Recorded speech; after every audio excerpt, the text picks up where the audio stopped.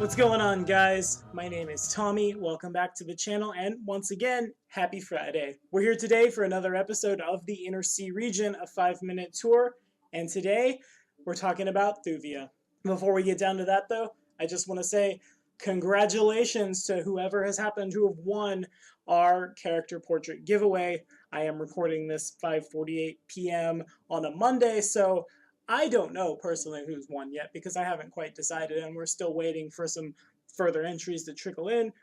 But since you guys are hearing from me on a Friday, I just want to go ahead and say congratulations to whoever won. I'm super stoked to see your sweet character art because, again, Ollie's really good at what he does. I'm sure that future Tommy has already contacted you, and we will announce the winner on Monday's Forgotten Race review.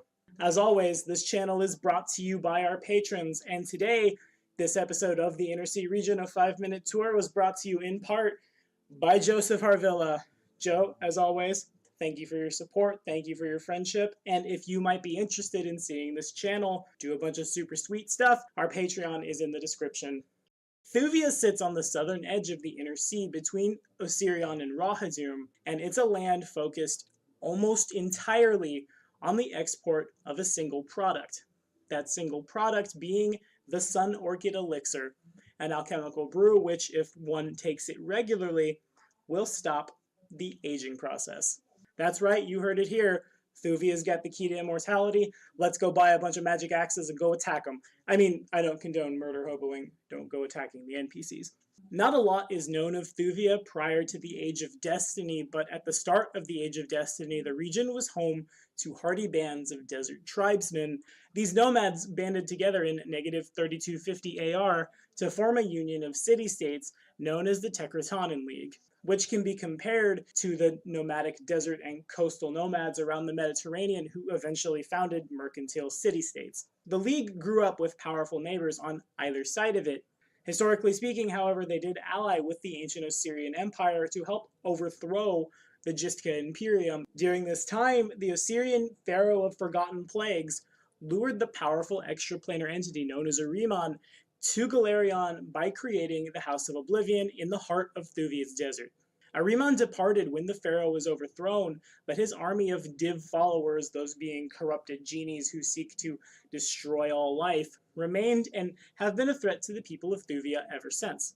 When the Gistka Imperium was defeated, the Tekratonan League was reduced to the status of a vassal state serving the Osirian Empire. In -1452 AR, Osirion razed some of the city-states and absorbed the rest into its empire, and in doing so, gave the land where the Tekratonan League once sat the name it carries today, Thuvia.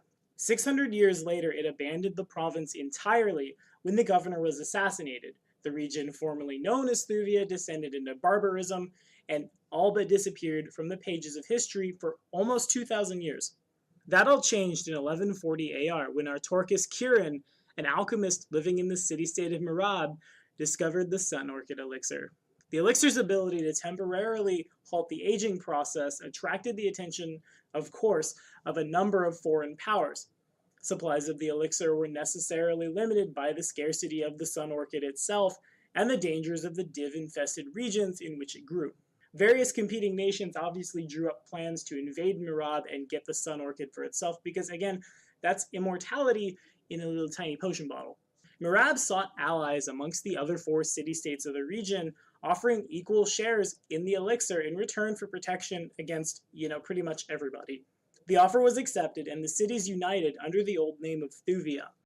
It was agreed that 7 vials of the elixir would be produced each year, one of which would be consumed by the alchemist who created the elixir. The other 6 would be auctioned off by one of the cities, which would rotate each year. The system has remained stable ever since. Foreign powers that were once prepared to go to war for immortality now bid grudgingly for it instead, and the barren land of Thuvia is sustained 100% by foreign gold. And of course, if we crack open our Inner Sea World Guide, we can see that the Sun Orchid Elixir exists as a magic item, therefore our players can get a hold of it. Thuvia's Sun Orchid Elixir is a nearly perfect solution for those who seek eternal life. A single dose of Sun Orchid Elixir cannot stop the aging process, but it does the next best thing: it restores youth.